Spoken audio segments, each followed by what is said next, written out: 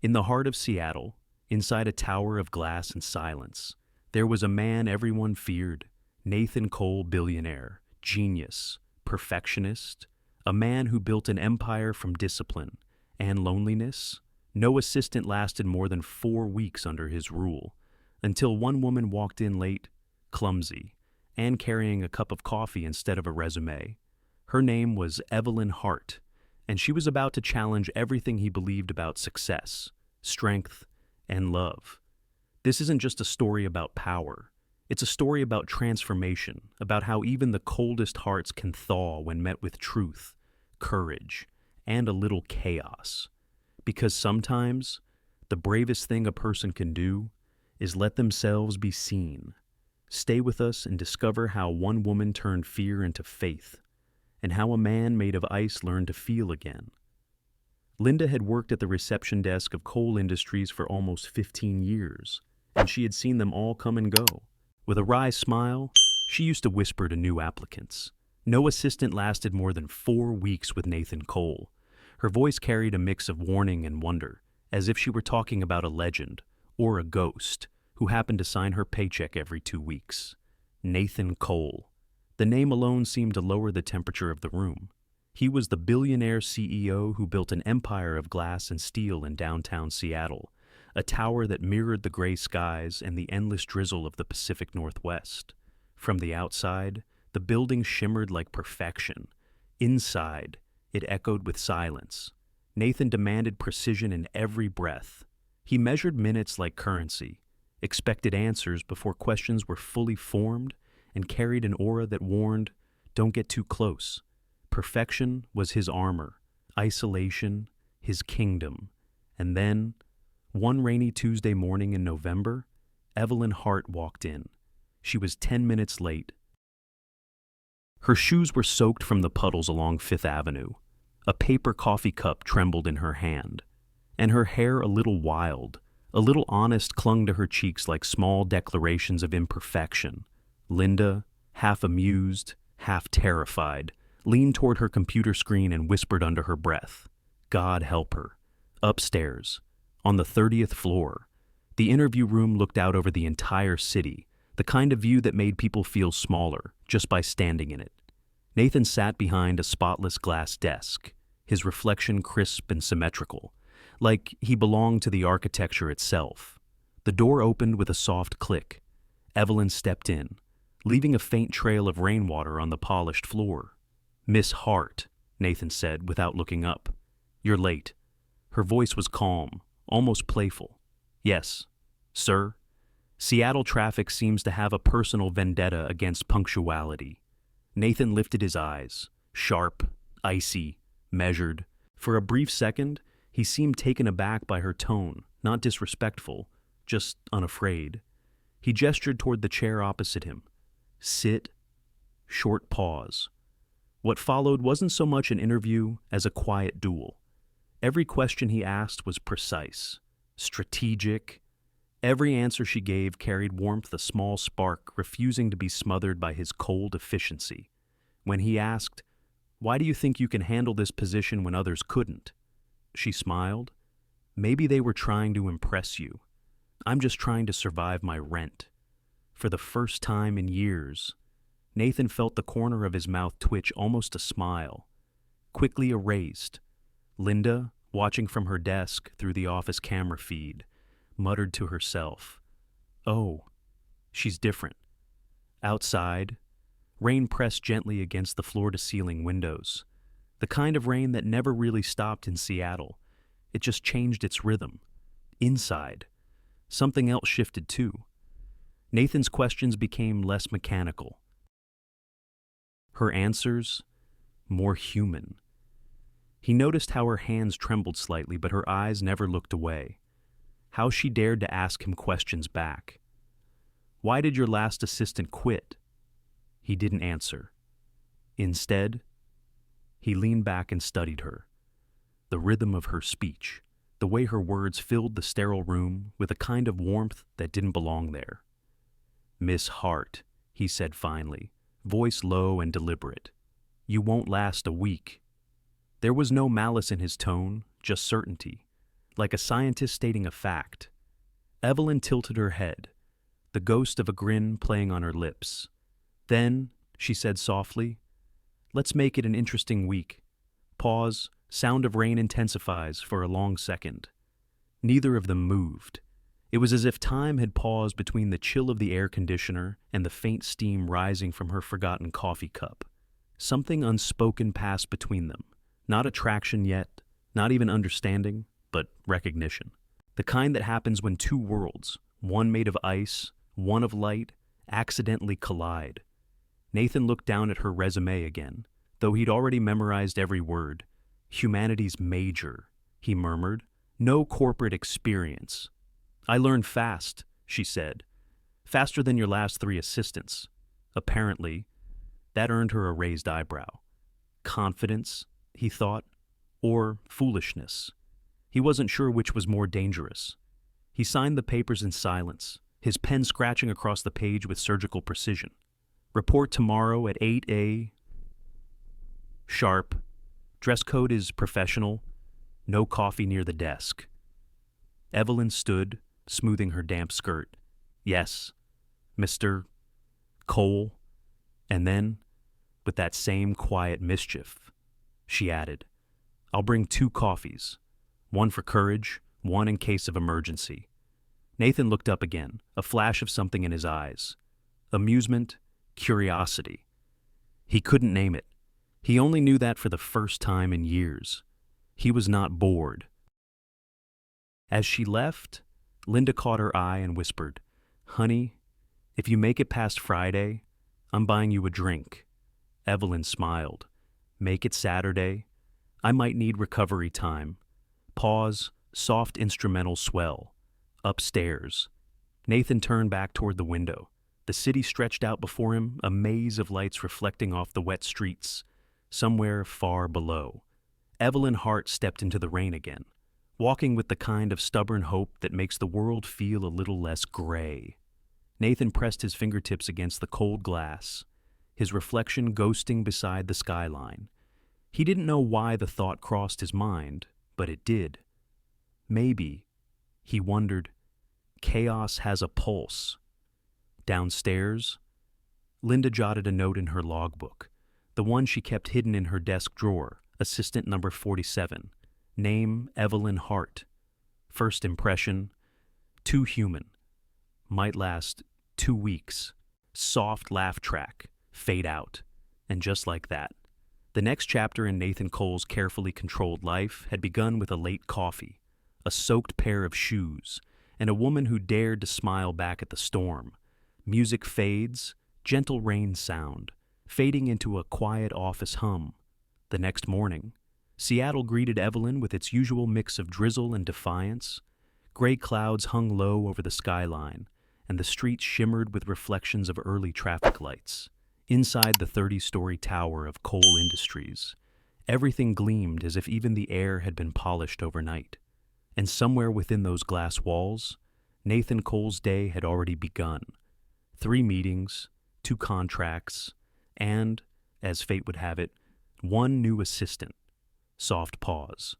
Evelyn Hart arrived at exactly 7:58 a.m., 2 minutes early, her hair still slightly damp, but her eyes steady, determined. In one hand, she carried her resume, now printed on crisp paper. In the other, a cup of coffee labeled Courage. Linda spotted her from the reception desk and grinned. "Well, look who came back. I owe you half a drink already." Evelyn laughed. "Let's see if I make it to lunch before you spend the other half." She took the elevator up 30 floors of rising nerves and silent pep talks. When the doors slid open, the air was different up here. Cooler, thinner, every step seemed to echo. Nathan's office stood at the end of the corridor, a space of glass. Order and quiet dominance. He didn't look up when she entered. "You're on time," he said simply, his voice as even as the ticking of his wristwatch. "Let's hope that's a pattern." Evelyn nodded, setting her resume neatly on the desk. Fresh copy, no raindrops this time. He gestured for her to sit, eyes still on the document. And that was the moment, the tiny, unpredictable moment, when chaos decided to introduce itself again. Pause, faint sound of liquid spilling, the cup tipped, a slow-motion disaster of warm coffee spread across the desk, creeping toward the pristine white pages of her resume. "Oh no! No! No!" Evelyn gasped, fumbling for napkins that didn't exist. Nathan's eyes lifted, cold and unreadable. The CEO who commanded mergers worth millions, now watching a puddle of caffeine claim his paperwork. For one suspended heartbeat, the room froze. Then Evelyn blurted, "At least it's proof I'm not a robot." Soft laugh track. Brief pause. Nathan blinked. He didn't smile, not yet, but the corner of his mouth twitched in the faintest rebellion against his own control. Evelyn grabbed tissues from her bag, trying to save what she could. "I swear I'm usually more coordinated. Coffee just has a thing for me." He studied her, not the mess, not the resume, but the way she handled it. No panic, no excuses, just humor, honesty, and an odd kind of grace amid disaster. "Miss Hart," he said finally, voice calm but edged, "you've managed to destroy your resume in less than 30 seconds. Impressive record." She looked up, meeting his gaze with a spark that surprised even him. "Well, you said you liked efficiency?" For the first time, a sound, almost a chuckle, escaped him. Small, quiet, but unmistakably human. Pause. Tone softens. The conversation that followed didn't resemble an interview anymore. It became something else, a subtle, unspoken test of minds. He asked about her previous jobs. She answered with dry humor. He challenged her logic. She countered with perspective. Where he sought order, she offered possibility. Where he set rules, she found room to breathe. It wasn't confrontation, it was rhythm, like two instruments learning to play in tune, not yet music, but not noise either. At one point, Nathan asked, "Why apply for this job when the turnover rate is practically legendary?" Evelyn smiled, leaning forward slightly. "Because legends are just stories that need better endings." That stopped him. Her voice was calm, but her words lingered. He wasn't used to being surprised, certainly not by anyone sitting across from his desk. Slow pause, he leaned back, steepling his fingers. "You think you can handle my schedule?" "My standards, I think I can handle honesty," she said. "The rest, I'll learn." There was something disarming about the way she said it, without arrogance, without fear, just truth. Outside the window, the rain softened to a mist, painting the skyline in shades of silver.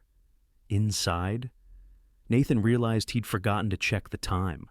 Evelyn noticed his brief glance at the clock and smiled. "Am I keeping you, Mr. Cole?" He shook his head. "No, I'm reconsidering the odds." Brief piano note, thoughtful pause. Finally, he stood, buttoning his jacket with the kind of precision that seemed second nature. He walked to the window, hands behind his back. The city reflected in the glass, ordered, structured, predictable. But somewhere behind him sat a woman who had turned a disaster into a conversation, and silence into curiosity. He turned. "I want to see how long chaos can survive in order." Evelyn blinked. "Is that your way of saying I'm hired?" "It's my way of saying," he replied evenly, "you start tomorrow." Pause. Soft smile in the voice. As she stood to leave, she glanced at the still damp corner of her resume and laughed softly. "Well, I guess my coffee left its signature." Nathan allowed himself one final look, curious, analytical, maybe even a little amused. "Let's hope that's the only stain you make around here." "I make no promises," she said lightly, walking toward the door. And soft laugh track, gentle fade of footsteps. When the door closed, Nathan remained still. He looked down at the coffee ring drying on his desk, a perfect, imperfect circle. Then, almost unconsciously, he touched it with his fingertips. For a man who built his world on flawless order, that small stain felt oddly alive. Piano swells softly downstairs. Linda watched Evelyn step out of the elevator, still smiling. She raised an eyebrow. "So? How'd the storm go?" Evelyn shrugged, eyes glinting with quiet triumph. He hired me. I think curiosity won. Linda chuckled. Curiosity or chaos? Maybe both, Evelyn said, and pushed open the glass doors into the misty Seattle morning. Pause. Narration softens. Upstairs. Nathan Cole stood by his window, watching the clouds shift above the city he controlled but never truly felt part of. Somewhere in that gray horizon, a single thought surfaced, strange, simple, and new.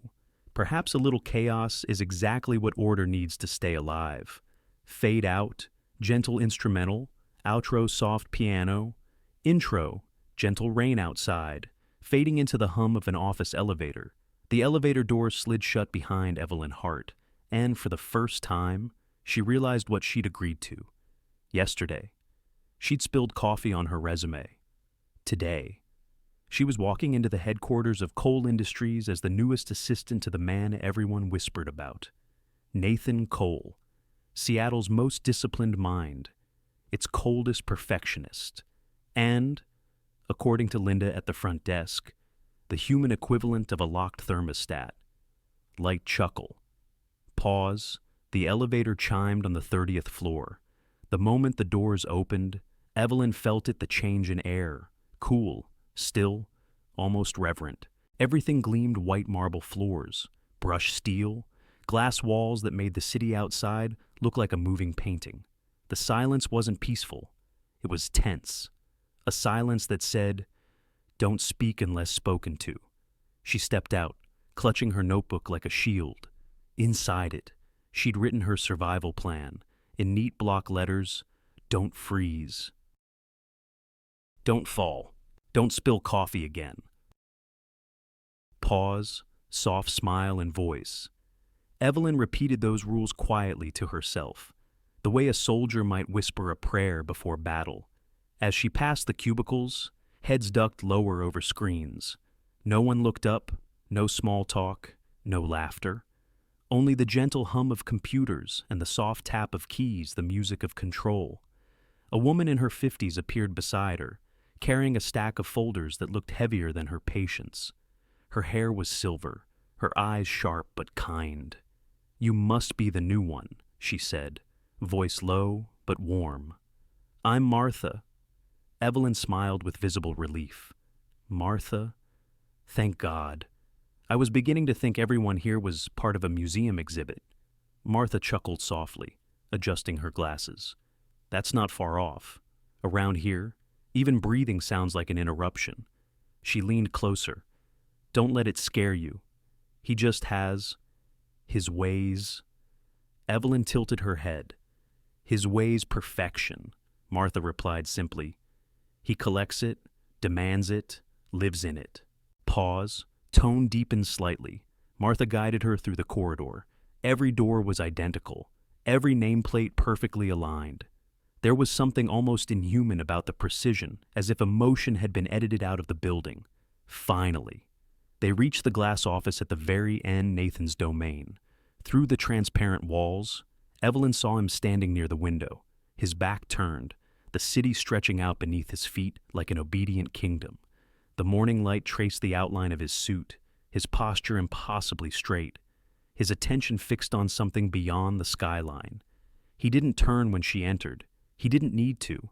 He already knew she was there.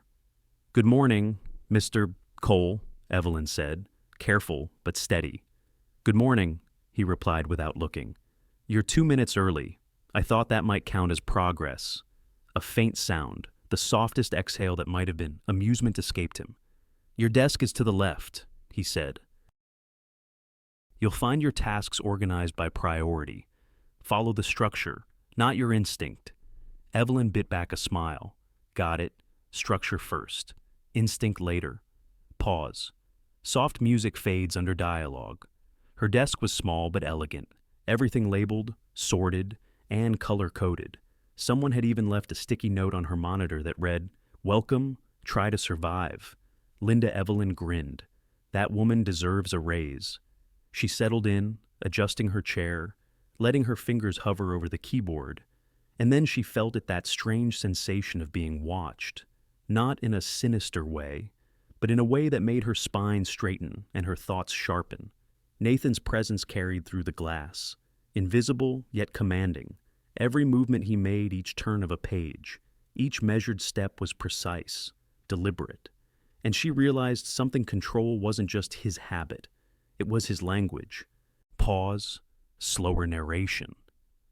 As the morning stretched on, Evelyn found herself fascinated. He didn't shout, didn't micromanage. He simply existed in a way that made everyone around him try harder. Even silence, when it came from him, had authority. At 10 m, Martha stopped by with a cup of coffee. "Careful," she said with a wink. "This floor has a history with that beverage." Evelyn laughed softly. "Noted." Martha set the cup down, lowering her voice. "Most people don't last because they try to match him. The secret is, don't." "Then what should I do?" Evelyn asked. "Stay human," Martha said simply. "It confuses him." Pause, light piano riff. The advice stayed with Evelyn through the day. Every time Nathan appeared, even for a moment, she could feel the room tighten as if people inhaled but forgot to exhale until he left. But she refused to freeze. She asked questions when something didn't make sense. She made a quiet joke when the printer jammed. And somehow, the air felt just a little less cold. From his office, Nathan noticed. He watched as she navigated tasks with curiosity instead of fear, humor instead of hesitation. She wasn't efficient yet, but she was alive, and that, strangely, drew his attention more than perfection ever had. When Martha passed by later that afternoon, she caught Nathan glancing through the glass wall, his expression unreadable. She smiled knowingly to herself. "Light," she whispered under her breath. "Finally, some light in this tower." Soft pause.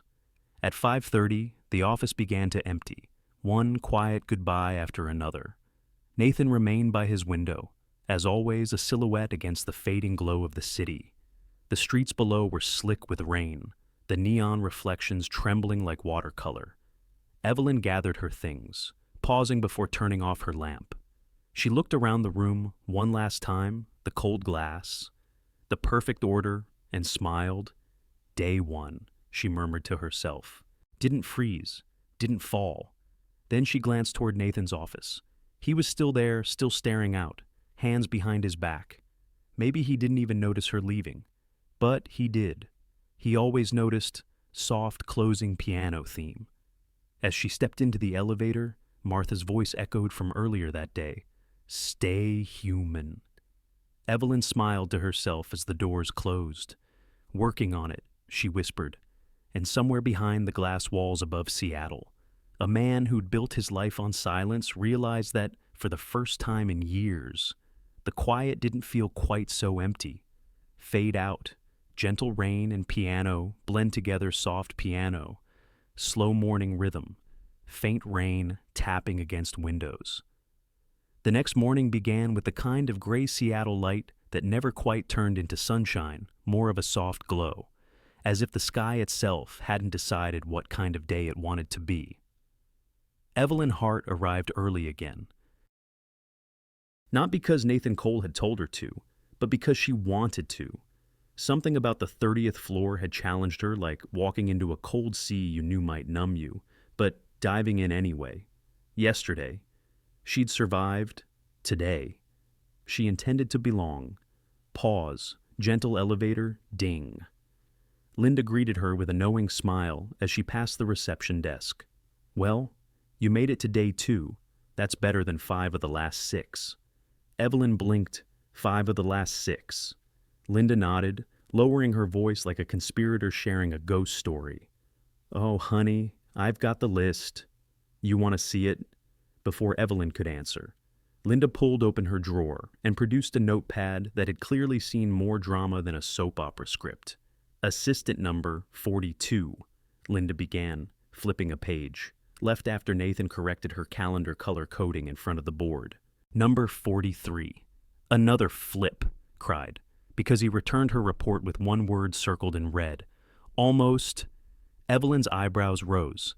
He circled almost. Linda nodded, said there's no such thing as almost perfect, Only perfect, or not. Pause, small laugh. Evelyn shook her head, half in disbelief, half in amusement. I'm guessing that's when the term ice tower started. Oh, long before that, Linda said with a chuckle. But you've got a spark. Maybe that's what this place needs. Just watch your step. Around here, silence isn't golden, it's freezing. Short pause, music fades under dialogue. The elevator carried Evelyn upward, the hum echoing her thoughts. She could already feel the difference, that tense awareness that lived in the air of coal industries. Everyone walked faster, spoke softer, and avoided the CEO's line of sight as though he were a mirror they weren't ready to face.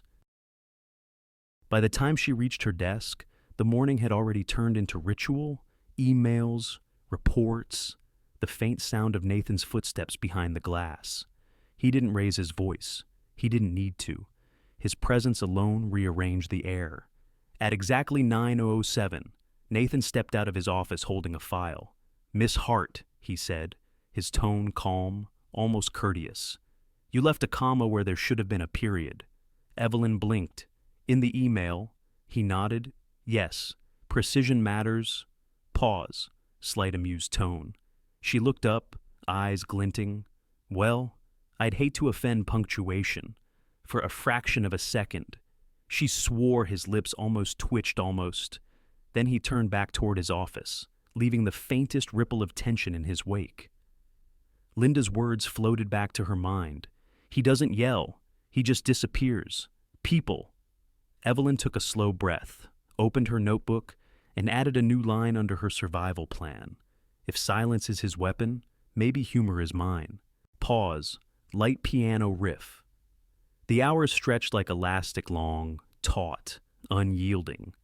Nathan reviewed her work, word by word, number by number. He didn't criticize.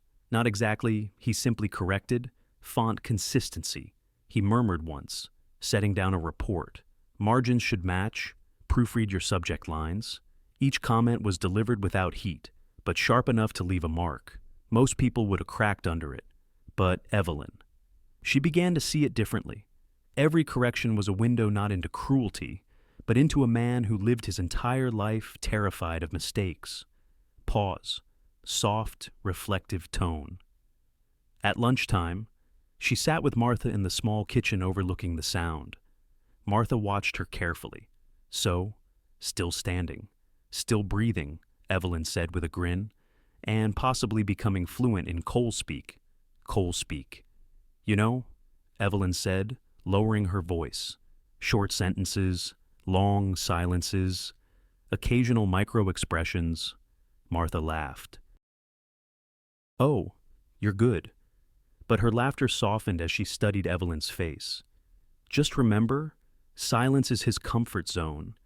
If you can make him talk, even a little, that's when he starts to see you." Evelyn nodded, letting the words settle like rain on glass. She didn't want to just survive Nathan Cole. She wanted to understand him. Pause. Soft music swells gently. The afternoon passed with the steady rhythm of a metronome. Emails sent, files reviewed, tiny corrections followed by tinier nods. At one point, she accidentally hummed while typing a small tune under her breath. Nathan stopped in the doorway. Papers in hand, he didn't say anything. For a long, awkward moment, he just stood there, watching her. Then, with the faintest tilt of his head, he said, "You're humming." "Oh," she replied lightly. "I do that when I'm focused." He blinked once. "Try not to." She smiled. "Of course, Mr. Cole. I'll hum internally next time." Pause, soft laugh track, then fade to quiet. Something in his expression faltered confusion mixed with reluctant amusement before he turned and disappeared back into his glass kingdom. Evelyn exhaled slowly, a grin sneaking back onto her face. "Still human," she whispered to herself. The day dragged into evening. The office lights dimmed, leaving only the faint blue glow from computer screens and the endless drizzle painting streaks down the windows. Evelyn finished her last report, stacked her folders neatly, and finally leaned back in her chair. Her gaze drifted toward Nathan's office. He was still there standing near the window, staring out over the city that seemed to mirror his solitude. Pause. Tone softens. Introspective. She watched him for a moment, the way people sometimes study a statue not for what it is, but for what it hides. What happened to make him this cold? She whispered. The question lingered in the quiet air, unanswered but alive. Outside, Seattle's rain turned to mist. Inside, somewhere deep beneath the layers of silence and structure, something small began to shift, like the faint crack in ice when winter first starts to fade. Music rises gently, hopeful but unresolved. Evelyn gathered her bag, turned off the desk lamp, and stepped into the elevator. Tomorrow would bring more silence, more rules, more chances to test her humor against his order. But as the doors closed and her reflection merged with the city lights, she smiled softly. If he fights with silence, she murmured, then I'll fight with laughter. Fade out. Rain and piano blend together. Gentle outro, soft piano, morning rain on glass, steady, calm. By the time Wednesday arrived, Evelyn Hart had begun to understand the rhythm of the ice tower. It wasn't chaos, it was choreography. Every person moved like a clock hand, precise, silent, and always on schedule. She had learned when to speak, when not to, and how to read the temperature of a room without a thermometer. But nothing, absolutely nothing prepared her for the desk incident. Pause. Faint elevator chime. The day started like any other. Nathan was already in his office when she arrived, standing by the window as though the city below were a chessboard he alone could play. Good morning, Mr. Cole, she said, placing her notebook on her desk. He nodded slightly. Morning. We have a delivery scheduled for 10. Sign for it and have it placed in conference room B. Got it? Simple, straightforward. Or so she thought. Brief piano pluck, shift in tone. At 9:58, the elevator doors opened, and two men rolled in a sleek mahogany desk, easily worth more than Evelyn's car. They handed her a clipboard. Delivery for Cole Industries, one said. Signature here. Evelyn glanced at the paperwork. The name Cole was printed in bold. She hesitated only a moment before signing. E. Hart. The men nodded, left the desk near the reception area, and disappeared back into the elevator. 5 minutes later, Martha walked by and froze. Her eyes widened. Sweetheart, tell me that's not the CEO's personal desk. Evelyn blinked. It said Cole. This is Cole Industries, isn't it? Martha sighed, pinching the bridge of her nose. Oh, Lord, that's not our Cole. That's Richard Cole, Nathan's cousin. Different company, same shipping firm. They mix it up every time. Short pause, music shifts. Heartbeat sound faintly under Evelyn's stomach dropped. Oh, no. Before she could grab the phone, Nathan's office door opened. He stepped out, eyes narrowing immediately at the sight of the desk. What? He said evenly. Is that Evelyn swallowed? Technically, a very expensive mistake. His tone sharpened. You signed for it? Yes, she said honestly. I thought, well, it said Cole. Nathan's jaw tightened. He walked around the desk slowly, inspecting it like evidence in a courtroom. That piece is worth nearly $20,000. Evelyn tried to find humor in her panic. Good craftsmanship. Then, he didn't smile, not even close. Pause. Tension thickens. Do you understand what happens? He said. When assets are misallocated under my name. Yes, she replied. They probably disappear people. That earned her a brief, sharp look, the kind that could either kill or, maybe, almost laugh. Nathan exhaled through his nose, clearly fighting irritation. Get the shipping invoice. Now. Evelyn hurried to the paperwork and began scanning. Something caught her eye, a clause near the bottom, almost hidden in fine print. Her brows furrowed. Wait, she murmured. This invoice says the delivery fee is prepaid under a contract amendment. But that amendment doesn't exist. Nathan's attention flicked to her. "What are you talking about?" "Here," she said, handing him the form. "See this section. They charged an additional 10% handling fee, citing a revised logistics clause. But there's no signature from your legal department. That's fraud small, but cumulative." Pause. Nathan silent. For the first time that morning, the ice in his expression cracked. He took the document from her hand, studying it closely, and then, very slowly, his tone changed. "You notice that?" "Yes, sir." "It just looked wrong." He looked up from the paper. His eyes, usually cold and distant, carried something else now, the faintest flicker of respect. "Call accounting," he said quietly. "Have them audit the vendor's last 3 invoices. If this clause appears again, we terminate the contract immediately." Evelyn nodded. On it, short piano cue, tempo lightens. By the time she returned from coordinating with accounting, the tension had shifted. Nathan stood near her desk, arms crossed, watching her. She hesitated. "Should I start packing?" He shook his head slowly. "Not today." Her lips twitched. "So, tomorrow then?" That did it. A quiet exhale, not quite a laugh, but close enough to make the air less heavy. "Good work," he said finally. 2 simple words, delivered with restraint, but to Evelyn, it felt like applause.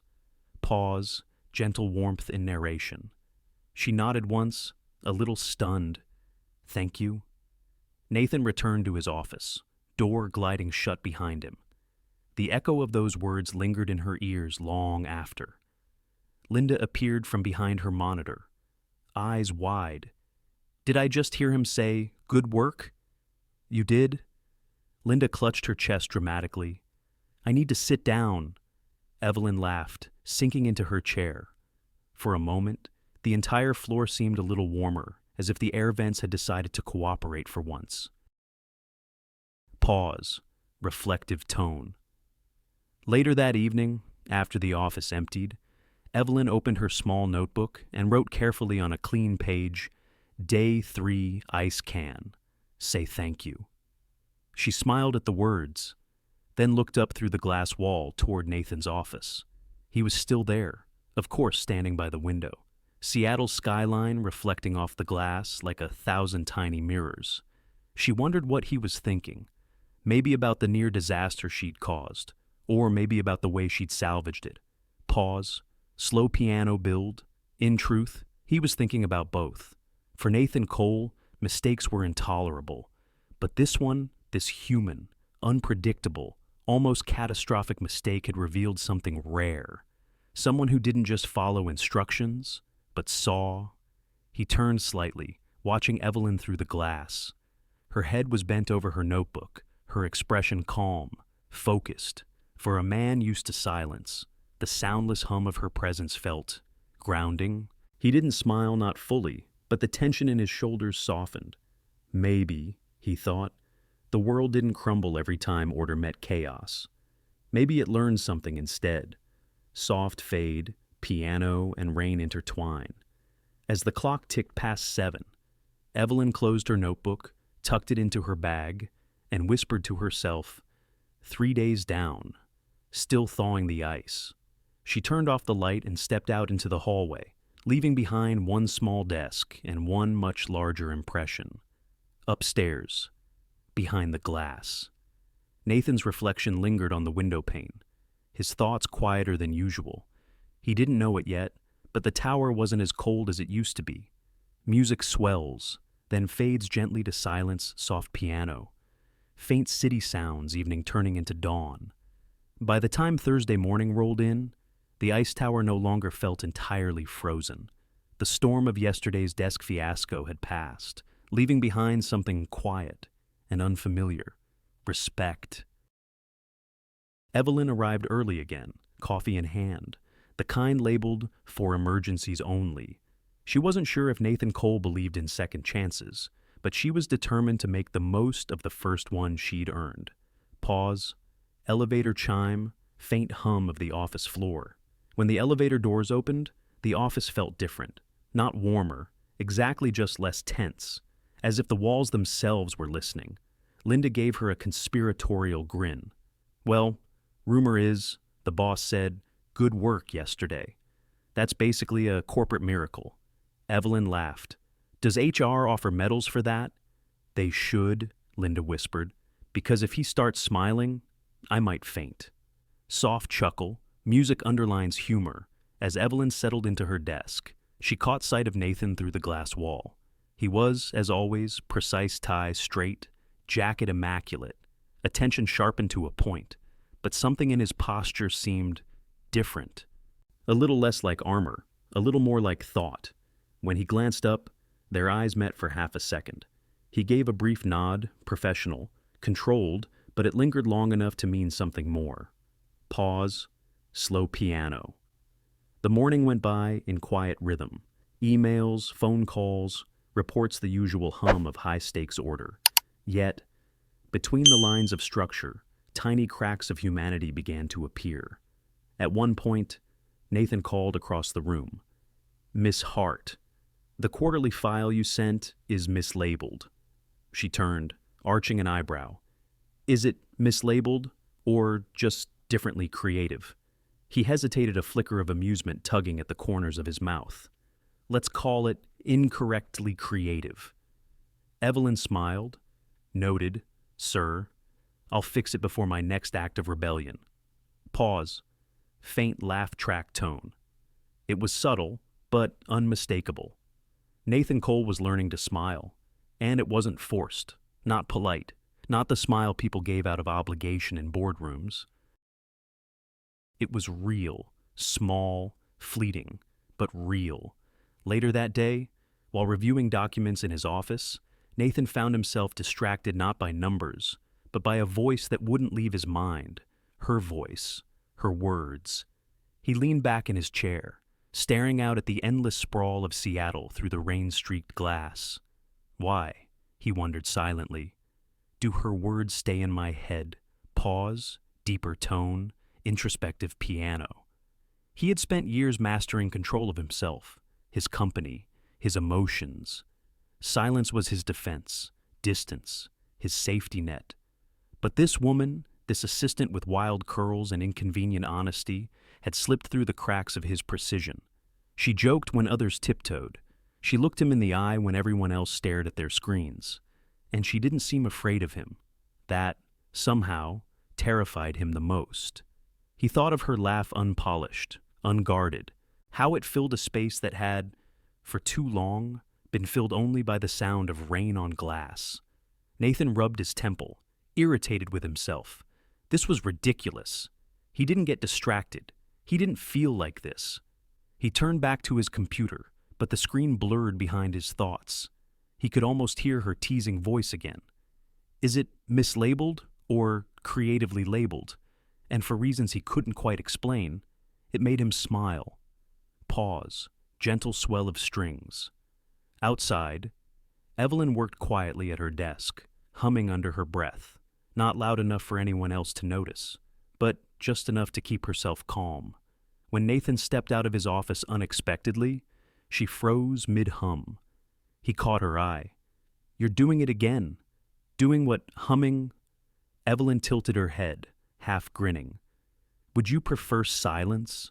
He hesitated a moment too long. Not necessarily. It was a small thing, barely a handful of words. But to Evelyn, it was as if he had just opened a window in a room that had been sealed for years. Pause, piano softens, letting the silence breathe. For the first time, she saw something different in his expression, something human, a flicker of warmth, a trace of curiosity, the faintest glimmer of a man still learning how to be one. That afternoon, a rare burst of sunlight broke through the clouds, scattering across the glass walls like shards of gold. Nathan looked up from his work, distracted by the light. Evelyn noticed it too. Wow, she said softly.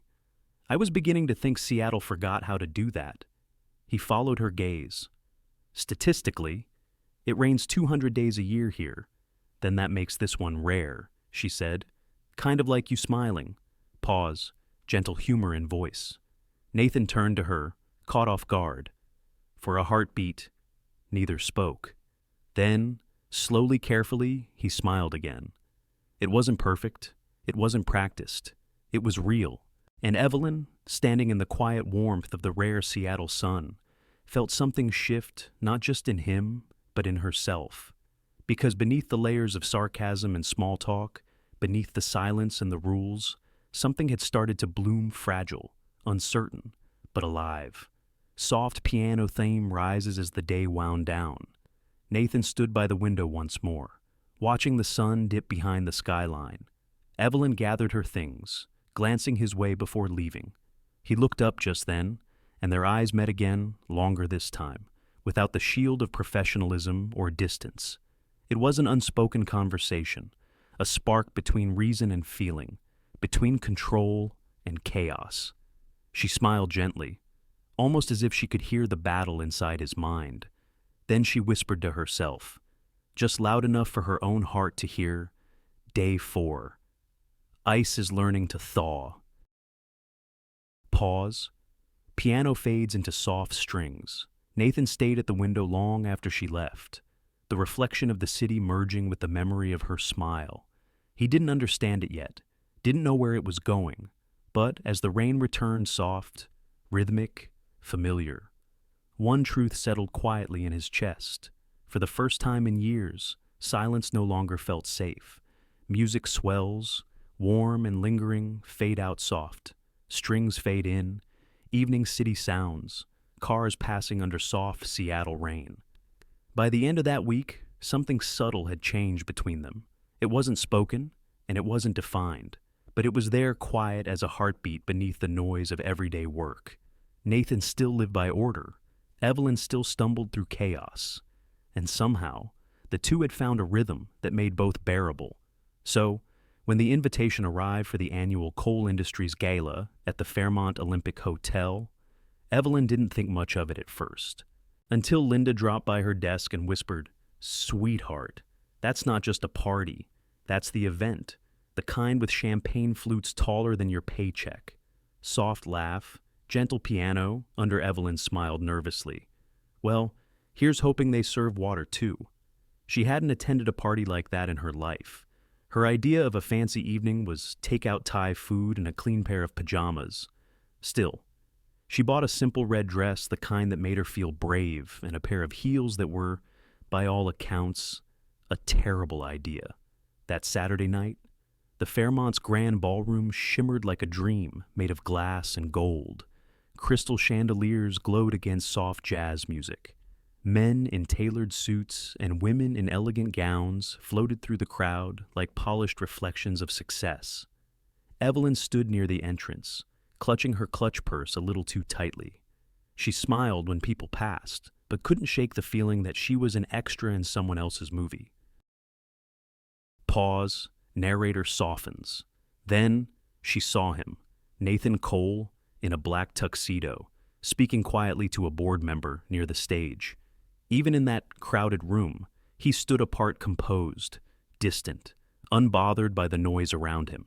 And when his eyes found hers, for a moment, the noise simply disappeared. He approached slowly, each step deliberate, each movement impossibly self-controlled. "Miss Hart," he said, voice steady but softer than usual. "You clean up well?" She smiled, pretending to adjust her dress. "Thank you. You don't look half bad yourself." A flicker, that now familiar almost smile, crossed his lips. "Enjoying the evening." "Trying to," she said honestly, "but I'm not sure which fork to use or what small talk to make with billionaires." "Then you're already ahead of most of them," he replied. Short pause, soft piano note. As they walked toward the table reserved for senior staff, Evelyn caught sight of her reflection in a nearby mirror, red against the sea of black and silver. For the first time, she didn't try to blend in. She just existed, bold, bright, herself. But perfection, as always, had a sense of humor. Just as she reached for a glass of champagne, her heel caught the edge of the carpet. The world tilted, her glass tipped, and before she could brace herself, strong hands caught her by the waist. Time paused. Nathan's face was suddenly inches from hers. His steady gaze locking onto her startled one. The scent of rain, leather, and faint cologne filled the air between them. "Careful," he murmured. "You have a history with gravity." Evelyn exhaled a shaky laugh. "It's mutual. We've been fighting for years." Pause. Soft laugh from the audience soundscape. He steadied her before stepping back, his hand lingering for a fraction longer than necessary. Something unspoken passed through that moment, something neither of them were ready to name. As the evening wore on, speeches were made, toasts were given, and polite laughter circled the room like background music. Nathan disappeared for a while, caught in conversation with investors, while Evelyn wandered near the back of the hall, seeking a little air. That's when she noticed the piano. It stood near the corner of the ballroom, polished and waiting, though no one seemed to have touched it all evening. A small sign read, "For live performance 10 p.m." The bench was empty. Curious. She approached, running her fingers gently along the keys. The touch of ivory felt cool under her skin, grounding somehow simple, honest, real. Behind her, a voice broke the silence. "I didn't know you played." She turned.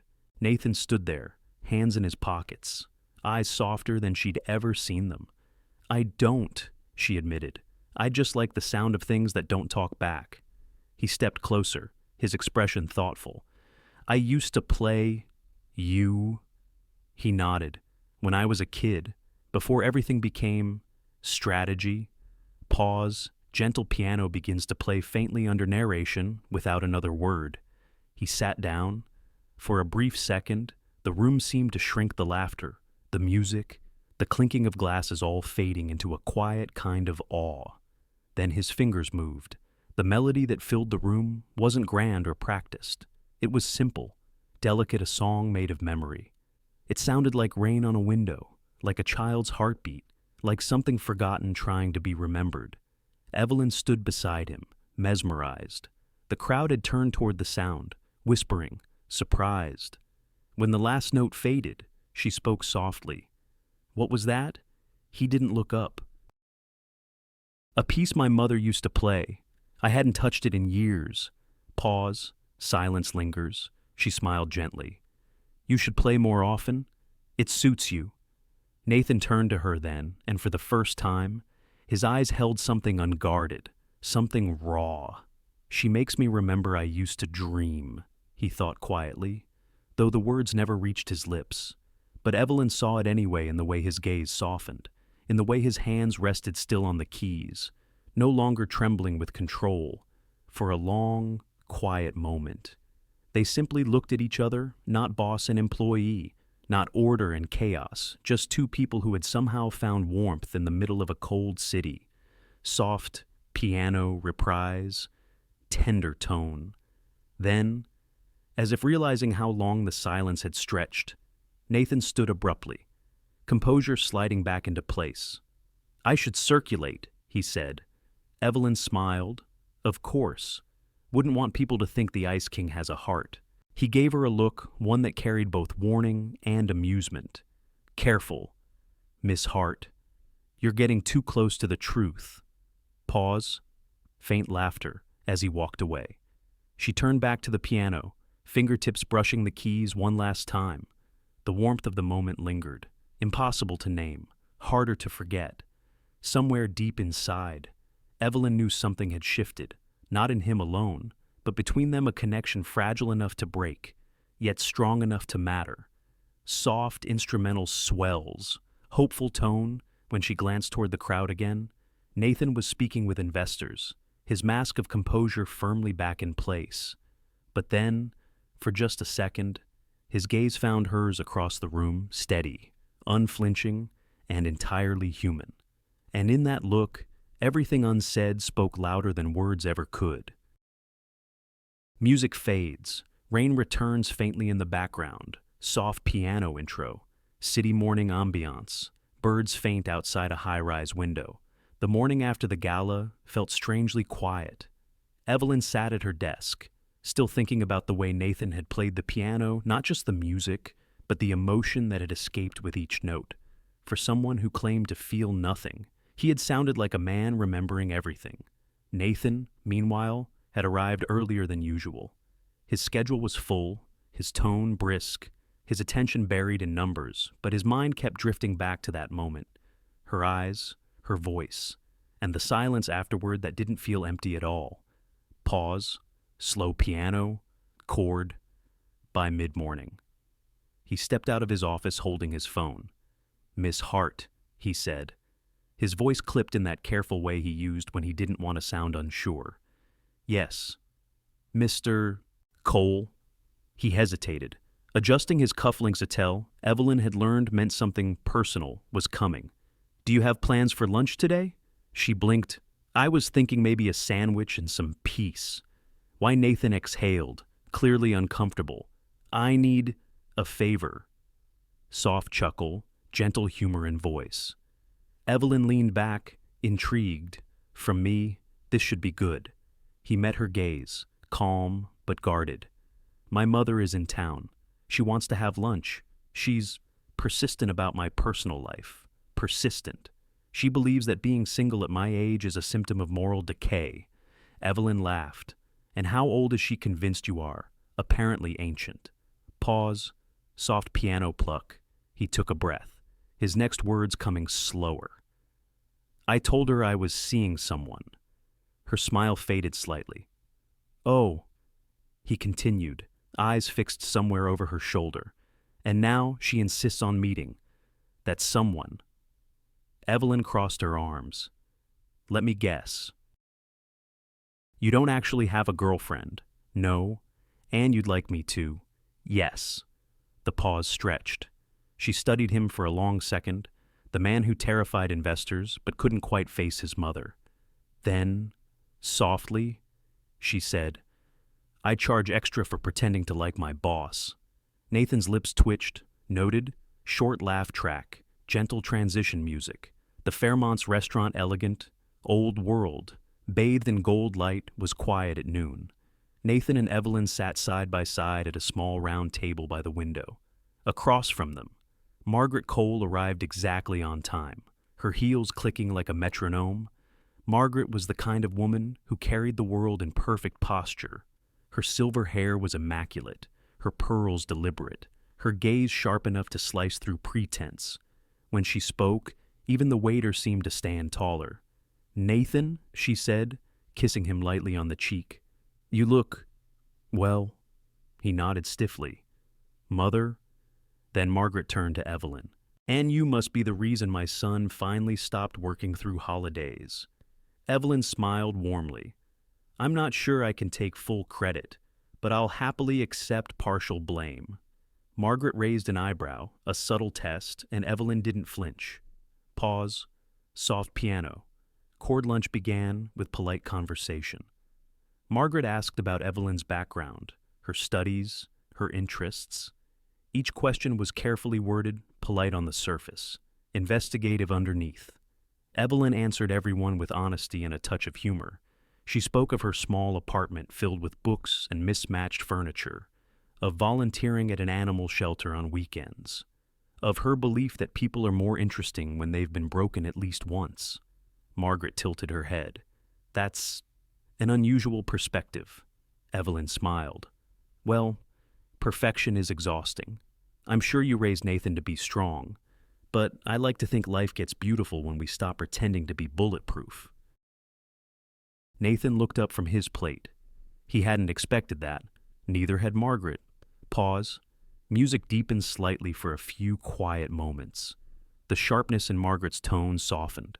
She studied Evelyn not as an intruder, but as someone oddly familiar, the kind of woman who saw through walls instead of climbing them.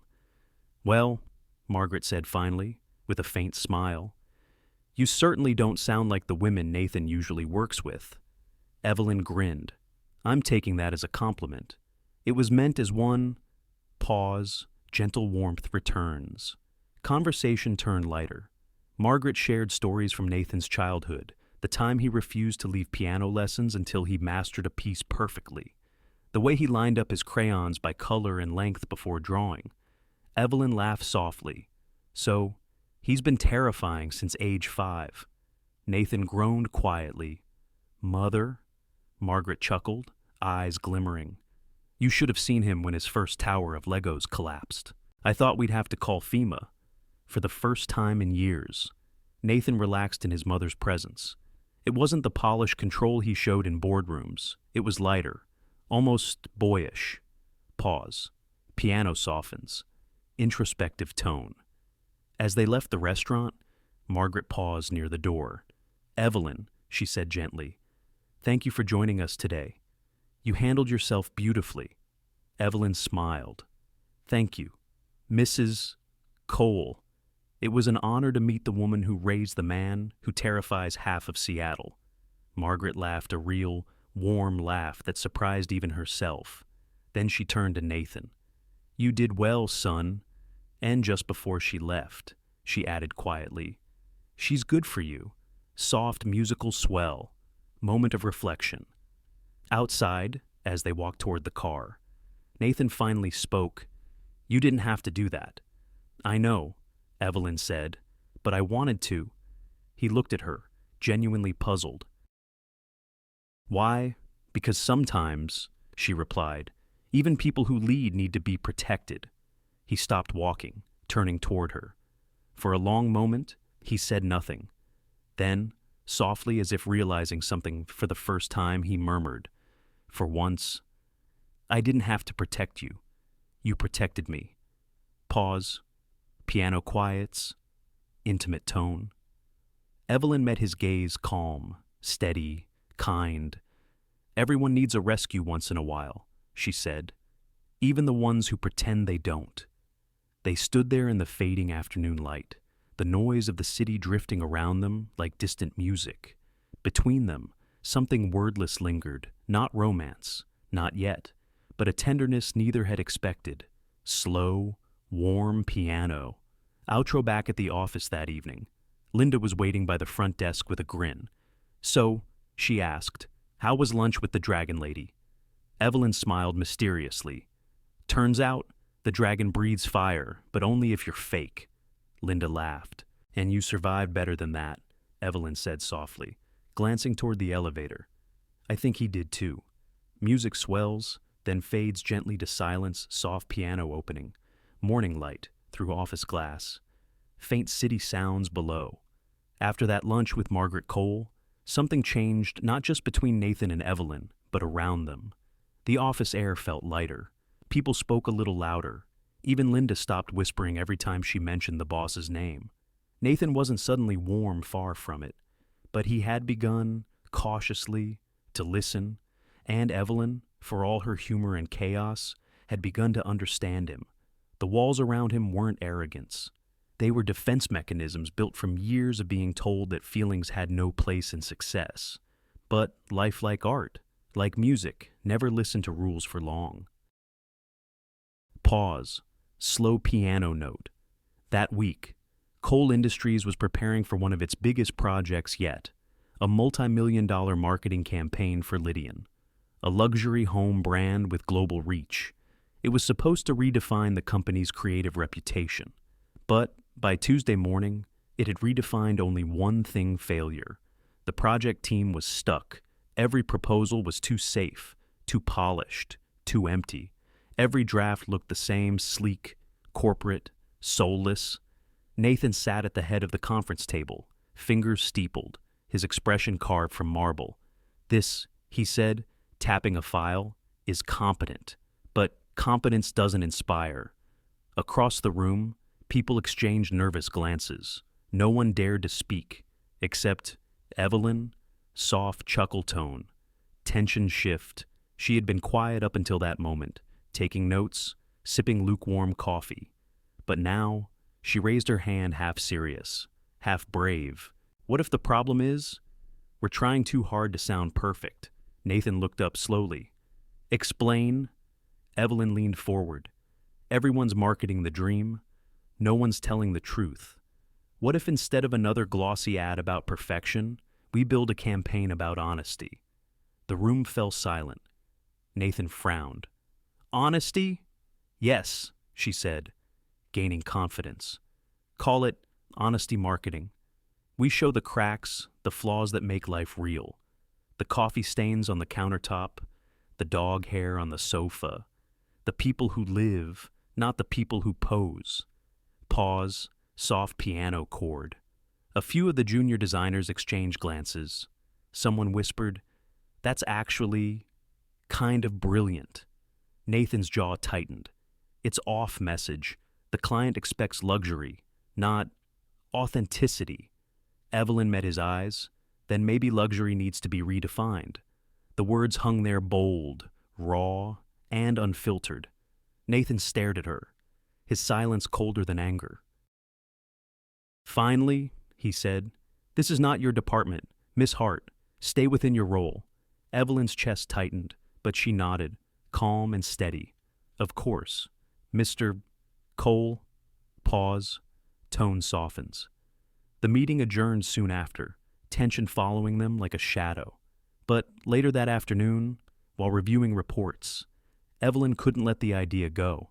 Her gut told her it mattered that people were tired of perfection, hungry for truth. So, she did something that would have terrified a smarter version of herself. She built a mock-up overnight. She stayed at the office, surrounded by empty coffee cups and glowing computer screens. By sunrise, a simple, powerful presentation was ready. The Honesty Campaign, gentle piano theme, morning light, returns. At 9 a.m. Lydian's marketing team arrived for their strategy review. Nathan led the meeting with his usual control until Evelyn, from the corner of the room, quietly raised her hand. "Sir, I have something to add," she said. Nathan turned, eyes narrowing. "This isn't your but" before he could finish. She plugged in her laptop, and the first slide appeared on the screen. Images of real people filled the wall, not models, not actors. A family laughing over spilled spaghetti. An elderly couple painting their kitchen, leaving smudges on the walls. A single mother reading bedtime stories in a cluttered living room. Then the tagline, "Lydian Beautiful because it's lived in." Pause. Audience silence. For a long moment, no one moved. Then the client, a woman in her 60s, elegant and shrewd, leaned forward. "This," she said softly, "feels human." Her team nodded. Applause followed, small at first, then building. Nathan stood still, face unreadable. After the meeting, as the clients left praising that brilliant, bold campaign, Evelyn waited, bracing for the storm. It came quietly. Piano lowers. Tension returns. Nathan closed the conference room door. "You went behind my back," he said evenly. "Yes," she admitted, "but it worked. That's not the point." "Then what is the point?" she asked, meeting his gaze. "That I broke a rule, or that I proved one wrong?" His eyes flashed, not with fury, but something deeper, frustration tangled with admiration. "You can't just improvise inside a system built on precision." "Maybe," she said softly. "That's why it's broken." Pause. Silence stretches. He turned away, pacing once, his jaw tight. She stood still, refusing to retreat. When he finally looked back, his voice had changed. "Do you have any idea what it's like?" he said quietly. "To build something so perfect it can't bend, only break." Evelyn took a breath, her voice gentle now. "Yes," she whispered, "and maybe bending is exactly what you need." Pause. Slow piano melody returns. Hopeful tone. For the first time, the distance between them didn't feel like hierarchy. It felt like two different versions of truth trying to understand each other. That afternoon, the results came in. The client loved the campaign. Lydian's executives approved it unanimously. The honesty marketing proposal became the most talked about presentation Cole Industries had delivered in years. Evelyn was congratulated by the creative team, cheered quietly by Linda, and even Martha stopped by her desk to whisper, "You did good, kid." But the only approval she wanted didn't come. Not yet. Pause. Deeper piano note. Late that evening. Nathan stood alone in his office, the city lights reflecting off the glass. He replayed her words, every challenge, every truth she had dared to speak. She was reckless, She was right. And she had reminded him of something he hadn't felt in years: passion, not just for work, but for life. Soft piano builds, warmth beneath tension. When Evelyn passed by to leave, she paused at his door. "You don't have to thank me," she said quietly. "I know it's not your style." He looked up, his expression unreadable but softer than she'd ever seen. "Miss Hart," he said. "Yes. Next time you plan to disobey me." She waited, half nervous, half amused. "At least give me a warning first." Soft laugh track. Warmth returns. Evelyn smiled, her voice gentle but sure. "Next time, I'll let you know, but I can't promise to stop." Their eyes met sharp, steady, and full of something neither dared to name. Outside, Seattle rain tapped gently against the glass. Inside, between order and chaos, something else began to take shape, not just a campaign, but a connection neither had seen coming. Piano fades, lingering on a hopeful note. Slow piano. Quiet rain, the sound of a city holding its breath. The honesty campaign became a phenomenon. Within 2 weeks, every major outlet was talking about it. Coal Industries redefines modern marketing. Honesty is the new luxury. Clients called, investors praised, and for the first time in years, Nathan Cole allowed himself to feel proud. Not just of the numbers or the headlines, but of the woman who had dared to speak when he could not. Evelyn Hart. She'd turned the impossible into art. And somewhere between deadlines and late-night edits, their silences had begun to sound less like distance and more like trust. Pause, gentle instrumental pause, but success, like glass, reflects both light and shadow. And in the boardrooms of power, light always attracts the cracks. By the third week, whispers began to spread, faint at first, then louder. Too creative, some said. Too emotional, too personal. How, one executive asked, did a secretary create a campaign that outperformed every department? How, another murmured, did she get his ear so quickly it didn't take long before rumor grew teeth? Whispers of favoritism, suggestions of impropriety, and soon, Evelyn Hart's name was no longer followed by applause but by doubt. Slow piano note. Tension rises. The confrontation came on a gray Thursday morning, during a board meeting that should have been routine. The room was lined with polished walnut and expensive silence. Nathan sat at the head of the table, calm as always or pretending to be. Evelyn, invited to present follow-up data, stood near the screen, unaware that the ground beneath her was about to shift. One of the senior board members, Mr. Harrington, leaned back in his chair and smiled the kind of smile that hides a knife. Impressive numbers. "Miss Hart, truly, thank you," she said. "Our team worked hard." Yes, of course. But tell me, how does one assistant manage to lead a campaign of this magnitude? Seems unconventional. Pause. Soft murmurs in background. Evelyn froze. Her eyes flicked toward Nathan, just a glance. A silent plea for grounding. But he didn't look up. Harrington continued, voice smoother now. "Some of us are concerned that certain personal relationships may have influenced decision-making. Surely you understand the optics." The words hung heavy in the air. A few people shifted uncomfortably. Someone coughed. Evelyn's heart hammered. "I'm sorry," she said quietly. "Are you implying that you've had preferential treatment?" he interrupted. "Because of your closeness to Mr. Cole." Pause. Silence. Slow, low piano. Her throat tightened. She turned toward Nathan again. Still nothing. He sat perfectly still, hands clasped, expression unreadable. The same man who faced billion-dollar negotiations without blinking. Except this wasn't business. This was personal. And his silence was deafening. "Mr. Cole," Harrington said smoothly, "perhaps you'd like to clarify this situation for the record." All eyes turned to Nathan. Evelyn's heart whispered, "Say something. Please." But Nathan, caught between pride and fear, said nothing. He was afraid not of scandal, but of appearing vulnerable. He had built his empire on control. Admitting emotion now would mean surrendering it. Pause. Tension thickens. After a long moment, Nathan spoke, voice cold and precise. Miss Hart's contributions have been noted, but all creative decisions were approved through standard channels. Standard channels.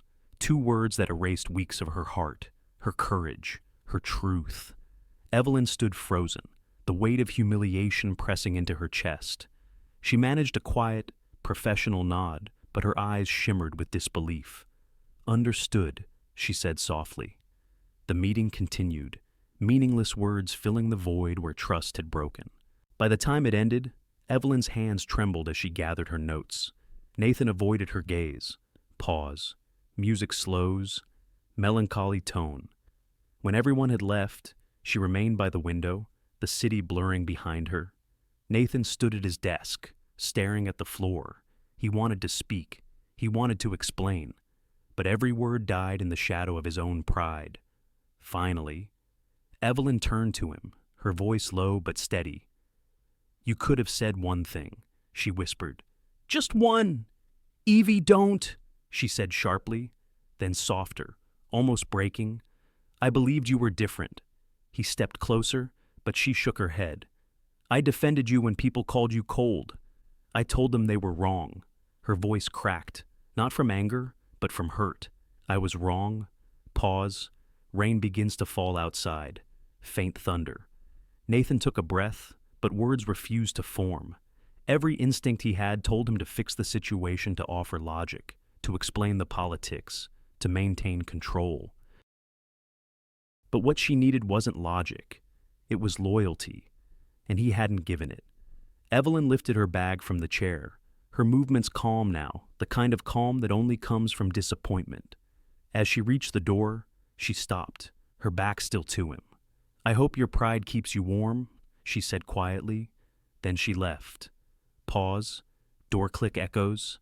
Music fades into silence. Nathan stood motionless. Her words lingered like smoke in the air, thick and impossible to ignore. He turned toward the window, rain streaking the glass, and saw his own reflection, sharp suit, tired eyes. A man who had everything except the courage to be human. He hated that reflection. Pause. Low piano returns, slow, mournful. He sat down heavily, his mind replaying every second the look in her eyes, the tremor in her voice, the finality of her words. He told himself it was necessary, that silence had protected them both. But deep down, he knew. Silence hadn't protected anyone. It had destroyed everything. For the first time in years, Nathan Cole, the man known for control, precision, and composure, felt something he couldn't compartmentalize. Shame. He leaned forward, resting his elbows on the desk, hands pressed against his face. Outside, Seattle's skyline blurred through the storm glass and water, reflecting the hollow inside him. He whispered to himself, "You fool," because the truth was simple and unbearable. He hadn't lost a campaign. He hadn't lost control. He had lost the only person who ever dared to see him. The morning after the boardroom storm was quieter than usual. Coal Industries had always been a place of silence, but this silence felt different now. It wasn't the calm of discipline, it was the aftermath of something broken. Evelyn walked through the glass halls one last time, her steps slow, steady, deliberate.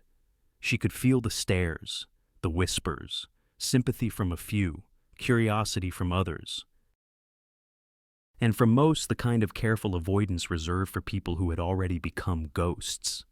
Linda looked up from her desk, eyes soft. "Evie." Evelyn smiled faintly. "It's okay." "Linda."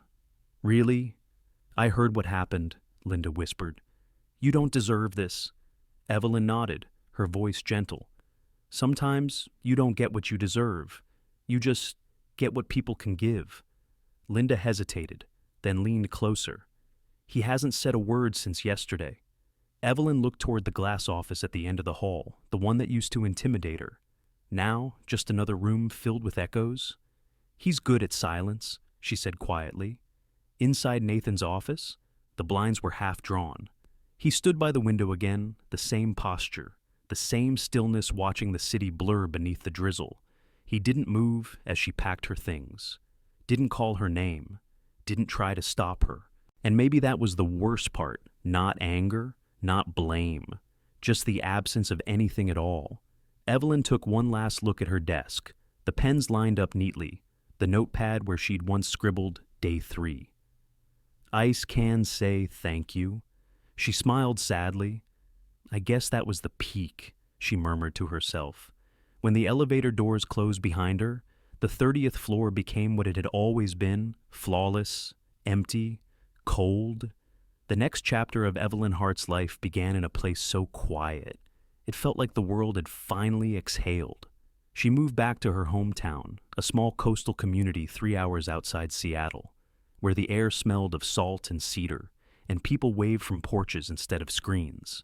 She rented a tiny cottage near the bay white walls, creaky floors, a leaky faucet that sang at night, and somehow it felt perfect. In the mornings, she volunteered at the Whispering Pines Animal Rescue, a small shelter run by 2 retired teachers and a dozen stray cats who acted like they owned the place. Her first week there, she helped deliver a litter of kittens born in the back of a supply closet. As she wrapped the tiniest one in a towel, the volunteer beside her smiled. Careful with that one, the woman said. He's a fighter. Evelyn laughed softly. Aren't they all? She stayed longer each day, cleaning kennels, walking dogs through the drizzle, talking to creatures who didn't need her to explain herself. There was peace in it, in doing something kind without an audience, in being useful without being perfect. At night, she'd sit by the small kitchen window with a mug of tea and watch the rain blur the lights across the bay. Sometimes she'd open her old notebook, the one she'd carried through those strange, shining, painful months in Seattle. On one of the blank pages, she wrote, I gave him trust. He gave me silence. Maybe that's the language of people who've forgotten how to speak their hearts. She let the pen rest there, the ink soaking slowly into the paper like rain into soil. Days turned into weeks. The ache dulled but never disappeared entirely. Sometimes, when she heard the sound of piano music drifting from the radio, her chest tightened. She'd remember his hands steady, precise, beautiful, moving across the keys that night at the gala. She'd remember the way he looked at her, as if seeing something fragile he didn't know how to hold. And then she'd remember the boardroom, the silence that cut sharper than words ever could. It wasn't love she mourned, not really. It was the possibility of it, the what if.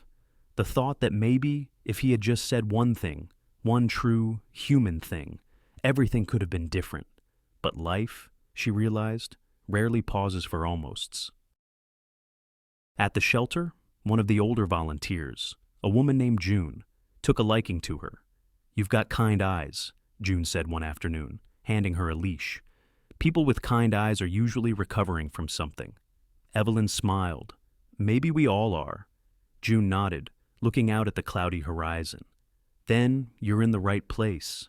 Around here, we fix things that have been left out in the cold. Later that evening, Evelyn walked along the shoreline, her boots sinking into wet sand. The sea was calm, the air cool against her face. She picked up a small piece of sea glass, smooth, rounded, weathered by time, and turned it over in her hand. It shimmered faintly in the fading light. Imperfect, but beautiful. She smiled. You used to be sharp, she whispered to it. Now you're just softer.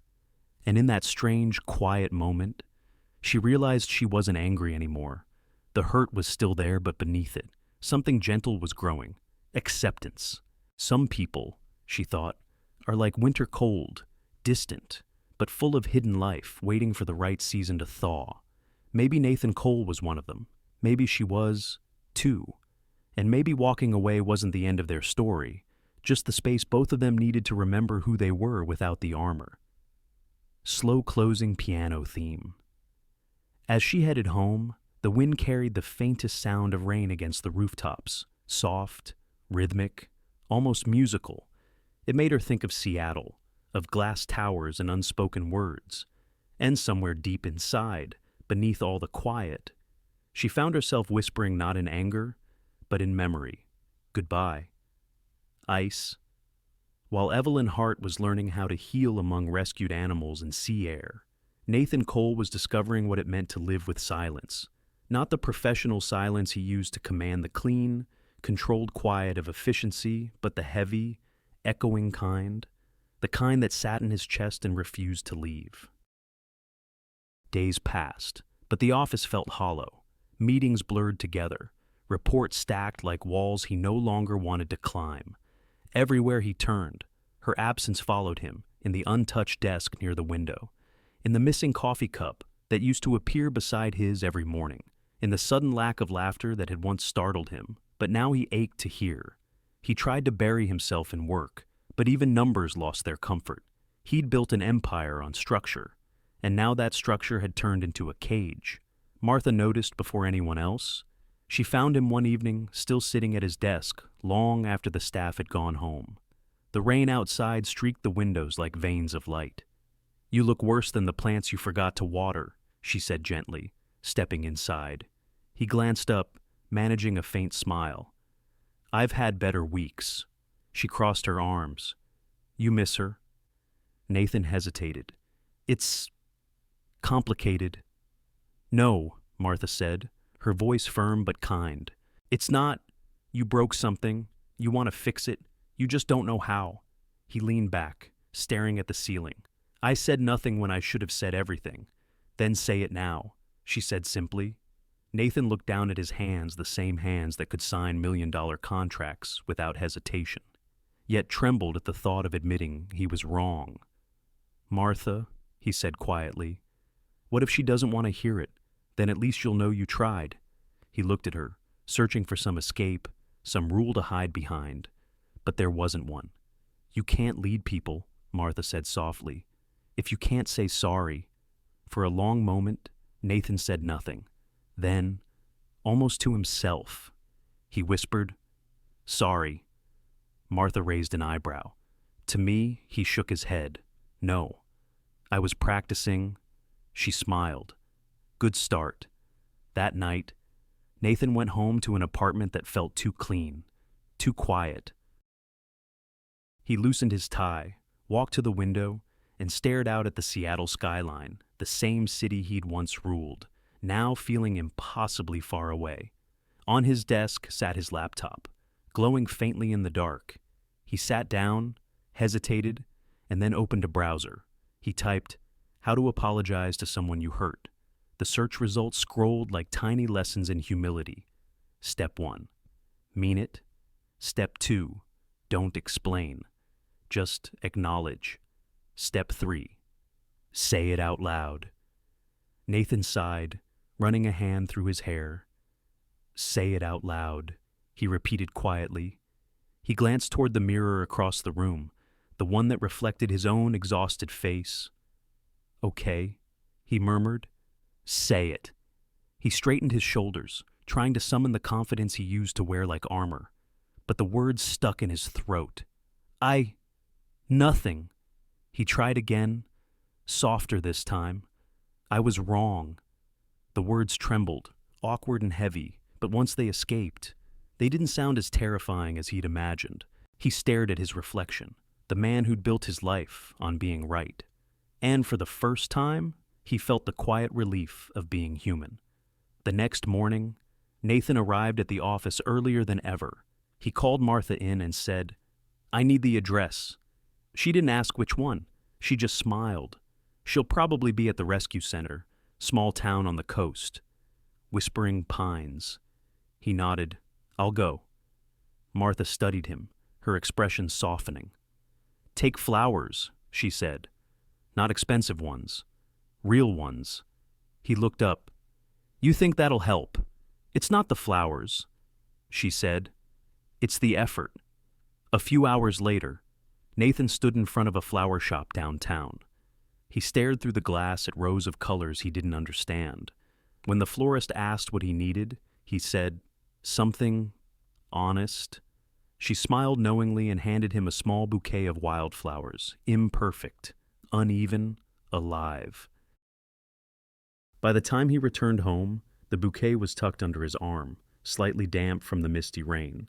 He set it down on the counter, turned toward the mirror again, and looked at himself. Same suit, same face, same eyes, but something different beneath them. Fear. Not of rejection, but of deserving it. He took a slow breath and practiced again, this time with the flowers in hand. "I was wrong," he said softly to the reflection. "I'm sorry. You didn't deserve that." He paused, frowning. "No." He corrected himself quietly. "You deserved better." The words felt strange, heavier, truer. He tried again until the sound of them no longer scared him. For a man who'd spent his entire life perfecting control, this was something entirely new, the art of imperfection, the bravery of apology. Martha's words echoed in his mind. You can't lead people if you can't say sorry. And for the first time, Nathan Cole decided he didn't want to lead. He wanted to follow, even if it meant following the road back to the woman who had taught him how to feel again. As he reached for his coat, his hand trembled. He looked down at the bouquet, delicate petals bending under the weight of dew, and smiled faintly. It wasn't a grand gesture. It wasn't strategy. It was sincerity. And that, he realized, was enough. Before leaving, he glanced one last time at his reflection. The man in the mirror looked back still composed, still careful, but with something new in his eyes. Humility. He whispered, almost to himself, "Let's hope she answers the door." The drive to Whispering Pines Animal Rescue took nearly 3 hours, though for Nathan Cole, it felt like 3 years of reflection compressed into one stretch of road. He drove through miles of winding countryside, the kind of road where the world slowed down and silence started to mean something different. His hand tightened on the steering wheel each time he thought about what he would say. Every version of the speech sounded wrong, too formal, too careful, too him. By the time he reached the small town, the rain had stopped. The air smelled like pine and earth, and something unfamiliar, peace. He parked outside a modest red barn with a hand-painted sign that read, "Whispering Pines Rescue, where broken things learn to heal." He smiled faintly. "Seems appropriate," he murmured. Inside the barn, the air was warm and alive with small noises, dogs barking softly, chickens clucking, the rustle of hay. Nathan stood there for a moment, out of place in his gray wool coat and city shoes. And then, through the open door at the back, he saw her. Evelyn. She was kneeling in a pile of hay, her hair pulled back loosely, her sleeves rolled up, holding a tiny pink piglet wrapped in a towel. Her face was calm, her smile unguarded, her laughter soft enough to make the whole barn feel lighter. For a moment, he just watched her, the woman who had once turned his world upside down with nothing but honesty and coffee stains. Then the piglet wriggled free, squealed, and to Nathan's horror ran straight toward him. Wait, Evelyn called, but too late. The piglet launched itself at his leg like a small, muddy torpedo. Nathan stumbled backward, lost his footing, and landed flat in a pile of straw. The piglet climbed onto his chest triumphantly, snorting. Evelyn ran over, trying and failing not to laugh. "Clover," she scolded between giggles. "You can't just tackle strangers," Clover, Nathan said, brushing hay from his suit jacket. "She's new," Evelyn said, picking up the piglet. "Her name's Clover. She thinks every human is a potential friend." Nathan looked up at her, hair messy, cheeks flushed, laughter still in her eyes, and for the first time in months, he laughed too, a real laugh, the kind that shakes something loose inside you. When the laughter faded, silence filled the space again, softer now, not heavy. Evelyn broke it first. "You shouldn't be here. I know." She turned toward a pen of rescued goats, pretending to adjust their feed. "Did someone send you Martha? Maybe?" He shook his head. "No. I sent myself." Pause. Slow piano chord. Evelyn kept her back to him, her voice steady. "You came all this way to do what explained defend yourself." Nathan took a breath, to apologize. She froze. When she finally turned around, her expression was careful, her guard fully raised. Go on, then. He stepped closer, still clutching the now slightly crushed bouquet of wildflowers. I was wrong, he said quietly. Not just about that meeting, about everything. She said nothing, so he continued. I thought silence would protect you. That keeping emotion out of business was strength. But all it did was make me a coward. He looked down at the flowers, then back at her. I'm sorry, Evelyn, for the boardroom, for the coldness, for not seeing you when you were right in front of me. Her eyes shimmered anger, sadness, forgiveness, all fighting for space. And now, what she whispered, you show up with flowers, and it's all okay. No, he said softly. It's not okay. It's just a beginning, if you'll let it be. Evelyn stared at him, at the man who had once seemed untouchable, now standing awkwardly in a barn, covered in hay and humility. You were cruel, she said, her voice trembling. You let them tear me apart while you stayed silent. I know, and I trusted you. I know. He stepped closer, his voice breaking. I've spent my whole life being afraid of failing, of losing control, of caring too much. But I'm more afraid now of what happens if I don't try to fix this. She blinked, tears finally slipping free. You can't just undo the hurt. Nathan? No, he said quietly, but I can own it. Evelyn took a slow breath, looking at him, really looking. He wasn't the Ice King anymore. He was just a man standing in front of her, asking for another chance at being human. Clover wriggled in her arms, letting out a small squeal as if demanding a truce. Evelyn laughed through her tears. Even she's trying to fix this. Nathan smiled faintly. She's more persuasive than I am. For a long moment, they stood there in the stillness, two people, one tiny piglet, and all the unspoken things between them. Then Evelyn set Clover down and wiped her eyes. Do you even know what forgiveness costs? She asked softly. Yes, he said. Everything worth keeping. Pause, emotional piano note. Something in his tone, quiet, sincere, stripped of ego, finally reached her. Her shoulders relaxed, her eyes softened. You really drove 3 hours to say that I would have driven 300. Evelyn laughed softly, shaking her head. You're impossible. Maybe, he said. But maybe ice can melt after all. Her eyes met his, and for the first time, there was no wall between them. Just warmth. Just truth. Clover squealed again, circling their feet as if impatient with their hesitation. Evelyn bent down, scooped up the little piglet, and smiled at Nathan. Come on, she said. You can help me feed the rescues. Consider it your penance. He nodded, relief washing through him.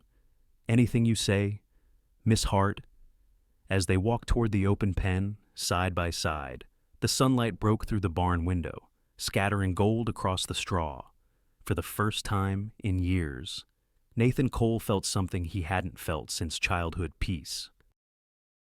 And as Clover trotted ahead of them, snorting proudly, Evelyn glanced over her shoulder with a smile that reached her eyes. Maybe, she thought, the ice really was melting. When Nathan Cole left Whispering Pines that afternoon, the road back to Seattle looked different, not because the world had changed, but because he had. The same trees lined the highway, the same gray sky stretched overhead. But somewhere along that quiet drive, he realized something simple and terrifying. It wasn't power that gave life meaning. It was people, and one of them, one woman, had reminded him how to feel again. 2 weeks passed. Life at Cole Industries continued, but not as before. The honesty campaign was still the talk of the marketing world. Clients praised it as bold, authentic, a turning point. And yet, inside those glass walls, Nathan couldn't shake the sense that something was missing. Until one morning, Martha appeared at his office door with a knowing smile. You might want to check your email, she said. Nathan frowned, opening his laptop. At the top of his inbox sat a short message. Subject: independent consultation proposal from Evelyn Hart. He read the message twice. She wasn't asking for her job back. She was offering something different, a partnership. Mr. Cole, I believe we both work better when we challenge each other. If you're open to it, I'd like to return as an independent creative consultant. Equal footing, honest dialogue, real work. E.H. Nathan leaned back in his chair, staring at the screen. Equal footing. He smiled. Of course she would say that. He clicked reply. Miss Hart, welcome back to Cole Industries under your own terms. N.C. The first day of their renewed collaboration was nothing like the old ones. Evelyn walked through the office doors, not as an assistant, not as someone taking orders, but as a creative equal. Her stride was confident, her eyes bright. Even Linda stood up from the reception desk and applauded quietly. Well, Linda said, grinning, the prodigal chaos returns. Evelyn laughed. Let's call it organized chaos this time. When the elevator doors opened on the 30th floor, the silence that once intimidated her now felt like an invitation. Nathan was waiting by his desk, a faint smile tugging at his mouth. Miss Hart, he greeted formally, though his tone carried warmth. Mr. Cole, she replied, equally poised. They shook hands, a gesture of both formality and forgiveness. Her new office space was just across from his glass walls, sunlight spilling through. A clean desk waiting for ideas, no longer separated by hierarchy. They stood side by side, equals in vision and voice. Their first project together came from a global tech client, sleek, ambitious, and desperate for something real. Nathan approached it with his usual precision. Evelyn brought her warmth, her human touch. At first, the old friction returned two strong wills, two ways of seeing the world. Nathan frowned over a layout. It's too emotional. Evelyn smiled. That's what makes it effective. He sighed. We need consistency, and you need to let people breathe. Their arguments filled the office spirited, sharp, but no longer cold. Where there had once been tension, now there was respect. Martha passed by one afternoon, hearing their voices rise through the glass. She turned to Linda with a grin. They're fighting again. Linda chuckled. Good. That means they're building something. It wasn't always smooth. Some days they disagreed on everything: color, copy, tone, timing. But every disagreement ended the same way in understanding. Because now, both of them were learning what real partnership looked like, not dominance, not deference, but balance. Late one evening, as the office emptied and the city lights flickered below, Nathan found himself standing by Evelyn's door. She was still working, headphones around her neck, sketching notes across a storyboard. You're still here? He said softly. She looked up, smiling. You're one to talk. He leaned against the doorway. Old habits die hard. Some habits, she said, are worth keeping. Nathan stepped inside, glancing at the board filled with scribbled ideas. She'd written 2 words at the top in bold truth cells. He smiled. You really believe that? Don't you? Evelyn nodded. Truth is all people have left to believe in. For a long moment, he said nothing. Then, quietly, you make me see the world differently. She looked up, meeting his eyes. That's because you used to look at it from above. Now you're standing in it. He chuckled softly, shaking his head. You never miss a chance to make a point. Would you like me to stop? He hesitated. No, never. Their laughter filled the room, not loud, but light. The kind of laughter that healed instead of hurt. Weeks passed, together. They built campaigns that didn't just sell products, they told stories. About imperfection, about second chances, about people finding meaning in the everyday. Their teamwork became the heartbeat of Cole Industries, a rare balance of order and soul. And the staff, who once whispered about the cold CEO and the reckless assistant, now spoke of something else: trust. One Friday evening, as the sun dipped behind the skyline, Evelyn looked through the glass at Nathan, still buried in work. She smiled and knocked on his door. Go home, Mr. Cole. Even perfectionists need weekends. He looked up, smiling faintly. And what about you, Miss Hart? I have animals to feed, and a piglet who thinks she's a dog. Nathan laughed softly. Clover, right Clover, she said proudly. The best mistake I ever met. He paused, eyes gentle. Second best, I hope.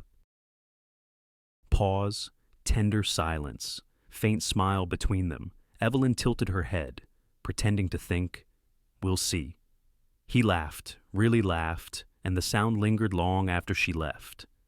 That night, Nathan stood by his office window once more. But this time, the view wasn't lonely. The city lights below no longer felt distant. They shimmered like connection imperfect, flickering, but alive. He whispered to himself, almost smiling, partnership, not perfection. By the time spring settled over Seattle, the rhythm between Nathan and Evelyn had become something rare, balanced, steady, honest. They worked side by side, now equals in creation, partners in challenge. Their laughter returned to the 30th floor. And for the first time in years, Coal Industries didn't just feel efficient, it felt alive. Still, some silences remained, not the cold kind anymore, but the quiet weight of things unspoken. It was on a Friday evening that Nathan decided to break that silence. He found himself standing outside Evelyn's office long after most of the staff had gone home. She was still there, of course bent over sketches, a half-empty cup of tea beside her. When she looked up, she smiled. Don't tell me you're still working.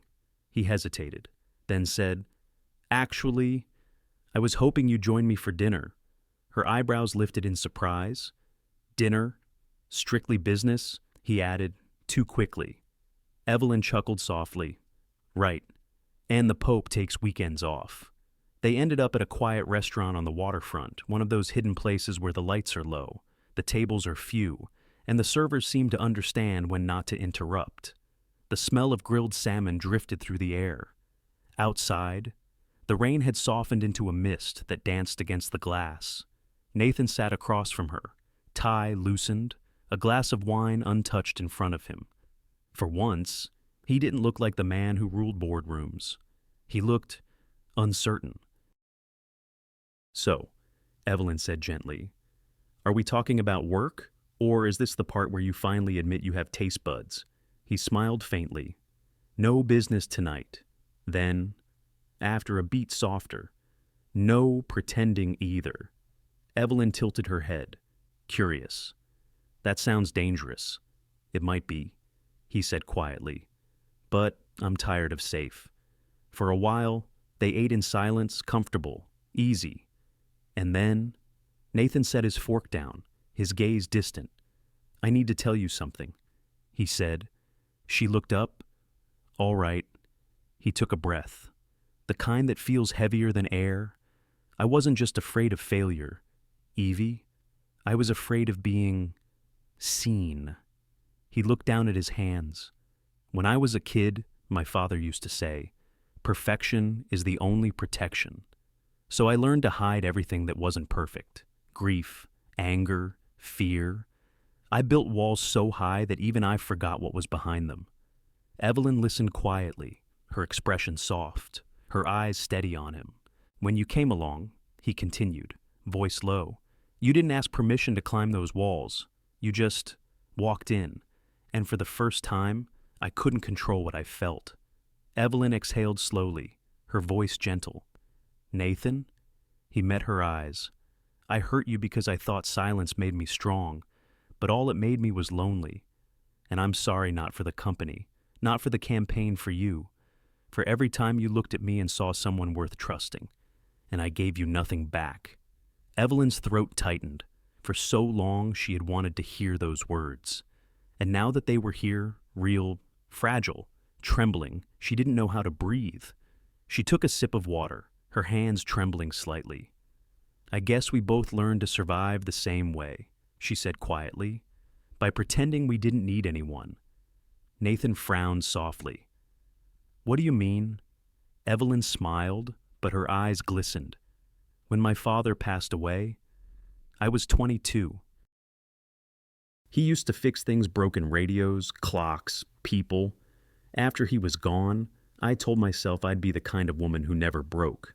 Turns out, all that does is make you hard to hold. Nathan's gaze softened. He reached across the table, his hand hovering for a second before resting over hers. "Maybe that's why we found each other," he said quietly. "Two people who built walls so carefully. We forgot how to open the door." Evelyn's lips trembled into a small, sad smile. And yet, somehow, here we are sitting in a restaurant, sharing salmon and scars. He chuckled softly. "Romantic. Isn't it?" She laughed through the tears. Strangely, yes. They sat like that for a long time, hands touching lightly, silence filling the space between them. No more defenses, no more masks, just two imperfect people finding courage and honesty. Nathan finally whispered, "I don't know what comes next. I just know I don't want to face it without you." Evelyn looked at him, tears shining in her eyes. "Then stop leading. Just walk beside me." He smiled a real smile, warm and unguarded. "For once, I think I can do that." The waiter brought dessert, but neither of them noticed. The world outside blurred into soft light and color. Inside, the air felt still, as if even time had stopped to give them this moment. Nathan reached up, brushing a strand of hair from her face. She didn't pull away. There was no grand declaration, no perfect timing, just quiet understanding. And when he leaned in, the kiss was simple, hesitant at first, then steady, then sure. It wasn't perfect. It was real. When they finally pulled apart, Evelyn laughed softly. You know, for a man obsessed with control, that was surprisingly human. Nathan smiled, his voice low. "I'm learning." She reached for his hand again, squeezing gently. "Good. Because the world doesn't need another perfect man. Nathan, it needs a real one." He looked at her, really looked, and for the first time in his life, he felt seen. Not for what he'd built, but for who he was. Outside, the rain slowed to a stop, and the city glowed through the window alive, imperfect, beautiful. Nathan exhaled, his voice barely above a whisper. "Maybe," he said, "this is what it means to finally be free." A year passed. The seasons turned quietly, carrying with them the rhythm of two lives that had finally learned to move in step. Nathan and Evelyn were no longer just colleagues or partners in business. They were something quieter, stronger. Two souls who had seen each other's edges and decided to stay anyway. Coal industries thrived under their shared vision. Campaigns grew bolder, more human. The walls that once echoed with fear and formality now carried laughter, ideas, and the scent of Evelyn's terrible coffee that Nathan pretended to hate but secretly loved. And on a warm May evening, as twilight brushed the glass towers of downtown Seattle, the company prepared for its biggest night of the year, the annual Coal Industries Gala. The Fairmont Ballroom gleamed again, the same one where a red dress and a piano had once changed everything. This time, the air wasn't filled with tension. It was filled with joy and something else, something lighter. Closure. Evelyn stood near the stage, dressed simply but beautifully in midnight blue. Her eyes followed Nathan across the room as he greeted guests. Effortlessly charming, and for once genuinely at ease. He had changed, not in the way people do when they try to reinvent themselves, but in the quieter, deeper way that happens when you finally stop hiding. When the music faded and the lights dimmed, Nathan stepped up to the microphone. "Good evening," he began, his voice steady, calm. "Thank you all for being here tonight to celebrate another year, another story, another chance to do better than before." He paused, scanning the crowd faces of employees, clients, and friends, and finally, his gaze found Evelyn's. Piano slows to a warm undercurrent. "Many of you know," he continued, "that this company has always stood for precision, excellence, and innovation." A small smile touched his lips. "But what I've learned in the last year is that perfection isn't the goal. People are—" A quiet murmur moved through the audience. Nathan took a breath. I used to believe that silence was strength, that control could protect you from failure, or heartbreak, or being seen. Then someone walked into my life and taught me that silence can be the loudest kind of mistake.